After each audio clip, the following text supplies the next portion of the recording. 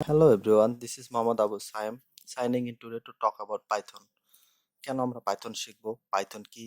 So welcome to learner squad. Python কি? Python একটি programming language.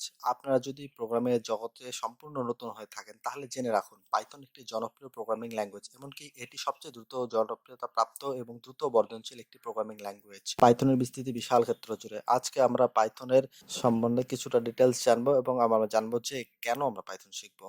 So পাইথনের ক্ষেত্র সম্বন্ধে একটু না বলে নিলেই নয়। পাইথনের বিস্তৃতি ওয়েব ডেভেলপমেন্টে আছে, পাইথনের বিস্তৃতি স্ক্রিপ্টিং এ আছে, পাইথন দিয়ে অটোমেশন করা যায়, পাইথন দিয়ে মেশিন লার্নিং করা যায়, পাইথন দিয়ে আইওটি করা যায়, পাইথন দিয়ে গুই ডেভেলপমেন্ট করা যায়, কনসোল অ্যাপ্লিকেশন, অডিও ভিডিও, কি অ্যাপ্লিকেশন নাই যা করা যায় না পাইথন দিয়ে। বিভিন্ন বিশ্বব্যাপী কোম্পানি যেমন ফেসবুক, গুগল, স্পটিফাই, নেটফ্লিক্স ইত্যাদি এর পছন্দের প্রোগ্রামিং ল্যাঙ্গুয়েজ পাইথন। এখন আপনি যখন বিভিন্ন ধরনের প্রোগ্রামার, বড় ভাই, সিনিয়র কারো কাছে যাবেন, তারা ব্যক্তিভেদে বিভিন্ন জন বিভিন্ন রকম ল্যাঙ্গুয়েজের উপদেশ দিতে পারে। কেউ বলবে জাভা শেখো, কেউ বলবে সি প্লাস প্লাস শেখো, বা এটা শেখো ওটা শেখো। হ্যাঁ, এগুলো অনেক পুরনো ল্যাঙ্গুয়েজ এবং এদের একটা বেস আছে। এখন এই প্রশ্ন ওঠা একদম সমীচীন যে কেন এত পুরনো, জনপ্রিয়, সমৃদ্ধ প্রোগ্রামিং ল্যাঙ্গুয়েজ থাকতে পাইথন শিখবো। আমি বলতেছি না যে পাইথন ছাড়া কোনো গতি নেই, বা আমি বলতেছি না যে পাইথন শিখতেই হবে। আমি শুধু কিছু কারণ উপস্থাপন করতে চাই কেন পাইথন শেখা উচিত। চলুন আর কথা না বলে আমরা মূল আলোচনায় চলে যাই। তো আলোচনার প্রথমে যে জিনিসটাকে আলোচ্য বিষয়ের একদম মূল কেন্দ্রবিন্দুতে রাখতে চাই সেটা হচ্ছে আলটিমেট গোল। আমরা আলটিমেটলি ডেভেলপমেন্ট শিখে কি করবো? ইনকামই করবো। সো স্যালারি, টাকা পয়সার ব্যাপারটা কথা বলে নেওয়াই বেটার। সো স্যালারি কি রকম পাবেন একজন পাইথন ডেভেলপার হয়ে? তার আগে আসলে একটা বিষয় জানায় দেওয়া উচিত যে আসলে ডিমান্ড কি রকম। According to Google Trends and TOB Index, in 2019, Python became the third most popular programming language. এখন কথা হচ্ছে যে এটা গেল ওয়ার্ল্ডের ডিমান্ড, বাট স্যালারি কিরকম পাওয়া যায়? আসলে স্যালারির ক্ষেত্রে অনেক কয়েকটা প্যারামিটার আছে, যেমন আপনি কোন ফিল্ডে এক্সপেরিয়েন্সড, পাইথন তো অনেক ক্ষেত্র, আপনার এক্সপেরিয়েন্স কতদিনের, এছাড়া জব প্লেসটাও অনেক বেশি ইম্পর্টেন্ট, আপনি কই জব করতেছেন, জব লোকেশন। সো আমরা যদি বেসিকটাও ধরি, পাইথনের ওয়েব ফ্রেমওয়ার্ক আপনি পারেন, আপনি একজন ওয়েব ডেভেলপার, আপনার স্যালারি কত? আপনি যদি এন্ট্রি লেভেলেরও একটা ডেভেলপার হন এবং খুব খারাপ কোম্পানিও যদি হয়, আপনাকে 15K নিচে অফার করবে না।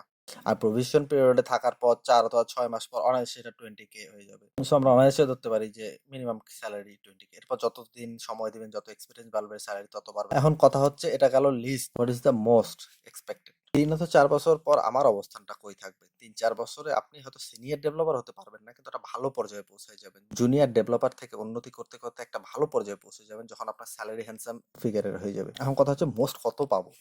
বাংলাদেশে একজন ভালো senior Python web developer maximum 2 থেকে 3 লাখ পর্যন্ত বেতন পায়। অন্য ফিল্ডে স্যালারি অনেক বেশি। উদাহরণটা শুধুমাত্র আমরা ওয়েবের ক্ষেত্রে দিলাম। এটা হলো 9 to 5 অফিস জবের কাহিনী। কিন্তু এই ডেভেলপমেন্ট এমন একটা প্ল্যাটফর্ম যেটা আসলে রিমোটলিও করা যায়, অনলাইনে করা যায়। আমাদের অনেক প্ল্যাটফর্ম আছে, যেমন আপওয়ার্ক আছে, এটা আছে, সেটা আছে। সেখানে কিরকম আমি স্যালারি পাবো, বা সেখানে আমি কাজ করলে আমি কিরকম পেমেন্ট পাবো?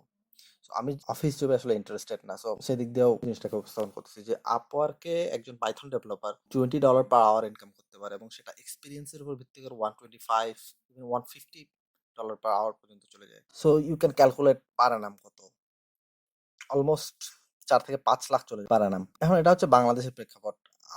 আমি যেহেতু বাংলাদেশের বিষয় নিয়ে ফোকাস করতেছি, সো বাংলাদেশটাকে আমরা প্রিফার করলাম। এখন আপনি আমেরিকাতে যেতে পারেন বা অন্য দেশে যেতে পারেন, সেখানে প্রচুর স্যালারি পাবেন, কিন্তু সেখানকার লাইফ কস্টিং, জীবনযাত্রার মান, জীবনযাত্রার খরচ অনেক বেশি। আমরা সেদিকে না যাই।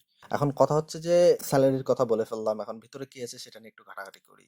অন্য প্রোগ্রামিং ল্যাঙ্গুয়েজের সাথে পাইথনের তুলনা, সুবিধা অসুবিধা কই। সো এগুলো তুলনার ক্ষেত্রে প্রথমে আসলে যে বিষয়টা আসে সেটা হচ্ছে সিম্পল সিনট্যাক্স, বা বাংলায় বলতে গেলে সাধারণ বা সাবলীল শব্দবিন্যাস। খুবই গুরুগম্ভীর কথা, তাই না? আসলে এই কথাটা আমি কেন উচ্চারণ করছি বা কেন এই কথাটা ব্যবহার করছি, এই কথাটা নেওয়া আমার বঙ্কিমচন্দ্র চট্টোপাধ্যায়ের একটা প্রবন্ধ পড়ছি আমরা, সম্ভবত এসএসসি লেভেলে, রচনাশীল প্রবন্ধ। সেখানে তিনি একটা কথা বলছিলেন যে রচনা বা কোনো সাহিত্যের সবচেয়ে বড় গুণ হচ্ছে প্রাঞ্জলতা, যার অর্থ সহজবোধ্যতা। আপনি কিছু একটা লিখলেন, তা যদি কেউ নাই বুঝলো, তাহলে প্রাঞ্জলতা থাকলো না। যদিও প্রোগ্রামিং ল্যাঙ্গুয়েজ কোনো রচনা নয়, বাট এটা কোনো কিছু সৃষ্টির মাধ্যম। সো এটাকে আসলে প্রাঞ্জলতার সাথে আমি কিভাবে কানেক্ট করতেছি? এটা রচনা না হলেও কোনো কিছু সৃষ্টি বা রচনার একটা মাধ্যম। আর যেটা দিয়ে রচনা করতেছি, সেই ওয়েপন অফ ক্রিয়েশনটা যদি সিম্পল না হয়, কমপ্লিকেটেড হয়, কমপ্লেক্স হয়, এখানেই যদি তালগোল পেঁচিয়ে যায়, আপনি ভালো প্রোগ্রাম কিভাবে তৈরি করবেন? এখন আপনার এই সিনট্যাক্স সামলাইতে যদি চলে যায় দিনের অর্ধেকটা সময়, আপনি প্রোগ্রাম লিখবেন কখন, আর ভালো আউটপুট জেনারেট করবেন কখন, ভালো একটা প্রোগ্রাম আউটপুট দিবেন কিভাবে?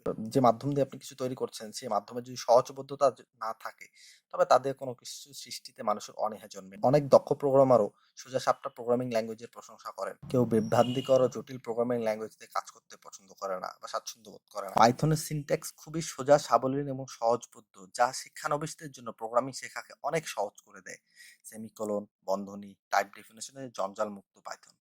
লেখা সোজা এবং ইন্টারপ্রেট করা মানে ব্যাখ্যা বিশ্লেষণ করা অনেক সোজা। আমরা একটা তুলনা দেখি, তাহলেই পাইথন কোড কতটা সোজা এই সম্বন্ধে একটা পরিষ্কার ধারণা পাবো। এখানে আমরা পাশাপাশি একটি জাভা কোড এবং একটি পাইথন কোড রাখছি। পাইথনে একটা আমরা লিস্ট প্রিন্ট করব এবং যে লিস্টে যে নাম্বারটা আমরা ইনপুট নেবো সেটাকে একটা পর একটা নতুন লাইনে প্রিন্ট করব। লক্ষ্য করে দেখা যাবে একটা লিস্ট নিচ্ছি, লিটার লিস্টের মধ্যে ভ্যারিয়েবল ডিক্লেয়ার করছি এবং লুপের মধ্যে ভেরিয়েবলটাকে ঢোকায় ওটা প্রিন্ট করে লিস্টে প্রিন্ট করে দিচ্ছি 3 লাইন। অথচ সেই জিনিসটা জাভাতে করতে গেলে একটা ক্লাস নিতে হয়েছে, একটা মেইন মেথড নিতে হয়েছে, একটা লিস্ট নিতে হয়েছে, লিস্টের মধ্যে ডেটা ঢোকাইতে হয়েছে, আর কত এসএমএস। লিস্টে আমরা যদি দেখি আরেকটা লাইন প্রিন্ট করবো, একটা সিম্পল লাইন, একটা প্রিন্ট হ্যালো ওয়ার্ল্ড, এইটা লেখার জন্য যদি জাভাতে এত কিছু লেখা লাগে, তাহলে তো নতুন প্রোগ্রামার আসেই ভরকে যাবে, তারা শেখার আগ্রহটাই হারাই ফেলবে। So you can see it how minimal Python is. এই সিনট্যাক্সে দেখুন কোনো সেমিকোলন, অথচ জাভাতে semicolon, full stop, capital letter, small letter, আরো কত কিছু। এই সিনট্যাক্সে কোনো একটা মিস্টেক হইলে কোডার এই সিনট্যাক্স এররে খুঁজে সলভ করতে করতে একটা প্রোগ্রামের সারা এনার্জিটা চলে যাবে, সে নতুন প্রোগ্রাম সৃষ্টি করবে কিভাবে? সেকেন্ড যে জিনিস হচ্ছে community and resource. Believe me, এটা খুবই ইম্পর্টেন্ট একটা জিনিস। মানে কমিউনিটি হেল্প আর রিসোর্স যদি না থাকে কেউ আগাইতে পারবে না। পাইথনের বিশ্বব্যাপী অনলাইন বলুন আর অফলাইন বলুন, কমিউনিটি এন্ড রিসোর্সেস অনেক বড়, রিসোর্সেস অনেক বেশি, ডকুমেন্টেশন অভাব নাই, ইউটিউবে ভরা ভরা। আপনি আটকায় গেছেন, এই জিনিসটা মেনে নেওয়াটা কঠিন হয়ে যাবে। লাইক আপনি আটকায় যে সলভ পান নাই, এই জিনিসটা অজুহাতের পর্যায়ে পড়ে যাবে, এত বেশি রিসোর্সেস। এরকম বড় কমিউনিটি থাকার অনেক বড় সুবিধা আছে। আপনি প্রোগ্রামিং করতেছেন, একটা জিনিস একটা ভাবে সলভ করলেন, এটাকে অনেকভাবে সলভ করা যায়। এই যে নতুন নতুন সমস্যা সমাধানের যে ডিফারেন্ট টাইপের ওয়ে, এই জিনিসের আইডিয়া আপনি কমিউনিটি থেকে পাবেন। তাছাড়াও বড় বড় যে ডেভেলপড প্রোগ্রামার আছে, যারা উন্নত পর্যায়ে চলে গেছে, তাদের কোড দেখে আপনি অনেক কিছু শিখতে পারবেন। যেহেতু ওপেন সোর্স, কোড নিলে কোনো সমস্যা নাই, আপনি কোড নিয়ে অ্যানালাইসিস করে অনেক কিছু শিখতে পারবেন, আপনি যে দক্ষতা বাড়াইতে পারবেন। পাইথনের কমিউনিটি প্রচুর হেল্পফুল, বিলিভ মি। তাছাড়াও আমার কথা যদি আপনার বিলিভ না হয়, আপনি যদি অনলাইনে একটু ঘাটেন, তাহলে দেখতে পারেন পাইথনের প্রচুর পরিমাণে ওয়ার্কশপ, কনফারেন্স সারা বিশ্বে সারা বছর জুড়ে আয়োজন হয়। আপনি এগুলাতে জয়েন করলেই বুঝতে পারবেন যে আসলে কি পরিমাণে হেল্পফুল কমিউনিটি। অনেকগুলোতে আপনি ফ্রি জয়েন করতে পারবেন। Number 4, several platform support. এখন দেখা যাচ্ছে আপনি জাভাতে একটা কোড করলেন, সেটাকে আপনি লিনাক্সে চালাতে পারতেছেন না। এরকম বিভিন্ন রকম কমপ্লেক্সিটি আছে ল্যাঙ্গুয়েজের মধ্যে। বিভিন্ন টাইপের ল্যাঙ্গুয়েজ সব প্ল্যাটফর্ম সাপোর্ট করে না, কিন্তু পাইথন সেভারাল প্ল্যাটফর্ম সাপোর্ট করে। আপনি ম্যাক নিয়ে আসেন, আপনি উইন্ডোজেই করেন বা লিনাক্স নিয়ে আসেন, any kind of platform, Python platform family. Like Python রে বলা হয় মেশিন রিডেবল কোড, মানে একবারে এন্ট্রি লেভেলের। লাইক এত ইন্টারপ্রেশন নাই, এত কিছু নাই, এত ইন্টারপ্রেট করার মতো ঝামেলা নাই, জাস্ট মেশিন বুঝতে পারে খুব দ্রুত। এটা অনেক বড় একটা বেনিফিট, বিলিভ মি। সামনে যে আপনি এটা বেনিফিশিয়াল যে ফ্যাক্টরটা, এটা বুঝতে পারবেন। 5 নম্বর কারণ এক্সটেন্সিবিলিটি। আপনার ক্যারিয়ার জুড়ে অনেক ধরনের কোড করছেন, অনেকগুলো প্রজেক্ট তৈরি করছেন, বিভিন্ন মডিউল তৈরি করছেন। আপনি আপনার প্রিভিয়াস যে কোডগুলো, এগুলা যদি আপনি আপনার নতুন প্রজেক্টে ইমপ্লিমেন্ট করতে না পারেন, নতুন একটা কোড বানাইতে হলে আপনাকে স্ক্র্যাচ থাকে, এই জিনিসটা খুবই অ্যানোয়িং, খুবই পেইনফুল। আপনি আপনার পুরনো রিসার্চ গুলোকে যখন বারবার ইউজ করতে পারবেন, তবেই তো আপনার নতুন জিনিসটা অনেক অ্যাডভান্স হবে, ওয়েল ডেভেলপড হবে। এই জিনিসটা দেয় পাইথন। পাইথনের এক্সটেন্সিবিলিটি অনেক বেশি। পাইথনের এত লাইব্রেরি, এত মডিউল যে আপনি নতুন একটা প্রজেক্ট অনায়াসে শুরু করতে পারবেন। মানে it's so easy to start A project. অন্যান্য ল্যাঙ্গুয়েজের ক্ষেত্রে রিসোর্সেস ম্যানেজ করা, এটা ম্যানেজ করা, সেটা ম্যানেজ করা, এগুলা ম্যানেজ করতে করতেই নতুন ফাংশন লেখো, এটা বানাও, ওটা বানাও, এত ভেজাল পাইথনে নাই ভাইরে। পাইথনের এত বেশি লাইব্রেরি যে আপনার শুধু জানার অপেক্ষা লাগে যে হ্যাঁ এইরকম একটা লাইব্রেরি পাইথনে আছে এবং এইভাবে কল করে এটাকে ইমপ্লিমেন্ট করতে হয়। এই দুটো জিনিস জানলেই মনে করেন আপনার অর্ধেক কাজ শেষ। অন্য অন্য প্রোগ্রামের থাকলে আপনি হাফ ওয়ে অ্যাডভান্স। অন্য অন্য প্রোগ্রামের মতো এত ফাংশন মডিউল তৈরি নতুন নিজে তৈরি করার কোনো দরকার নাই। এতগুলা যে জিনিস যদি আপনাকে কেউ অ্যাডভান্স করে দেয়, তাহলে আপনি আপনার মেধাটাকে ডেভেলপলি কালচার করতে পারেন। যেমন আমরা একটা উদাহরণ দেখি, আমরা ওয়েবসাইট থেকে কিছু রিকোয়েস্ট করব, এর জন্য অন্য ল্যাঙ্গুয়েজে আপনাকে সেইভাবে মেথড তৈরি করতে হবে, রিকোয়েস্ট মেথড, এটা সেটা তৈরি করে দেন আপনি এই জিনিসটাকে ইমপ্লিমেন্ট করতে পারেন। সো পাইথনে আসেন, রিকোয়েস্ট মডেল তৈরি করা আছে, আপনি রিকোয়েস্ট মডেলটা আপনি ইনস্টল করেন, আর কিভাবে কল করতে হয় এতটুকু জানলেই, এই যে আমরা যেমন এখানে করছি, রিকোয়েস্টে ইম্পোর্ট করছি, কল করছি, চলে আসছে। আপনি ম্যাথ করবেন, ম্যাথের জন্য ধরেন আপনি স্কোয়ার রুট বের করবেন, এর জন্য আপনাকে এখন অন্য ল্যাঙ্গুয়েজে হলে স্কোয়ার রুট কিভাবে বের করে, এর যে ম্যাথমেটিক্যাল ফাংশন ফর্মুলা, এই ফর্মুলাগুলো আপনাকে লিখে ওটার একটা ফাংশন তৈরি করতে হবে, যে আপনি প্যারামিটার পাস করলে ওই ফাংশনের মধ্যে দিয়ে যাবে, যেটা আপনার আউটপুট হিসাবে রুট স্কোয়ার রুট দিবে। অথচ পাইথনে এই ঝামেলাটা নেই, পাইথনে স্কোয়ার রুটের বিল্ডিং ফাংশনই আছে, আপনি জাস্ট ওটা কল করে প্যারামিটারটার মধ্যে পাস করে দিবেন, তার স্কোয়ার রুট আপনাকে দিয়ে দিবে।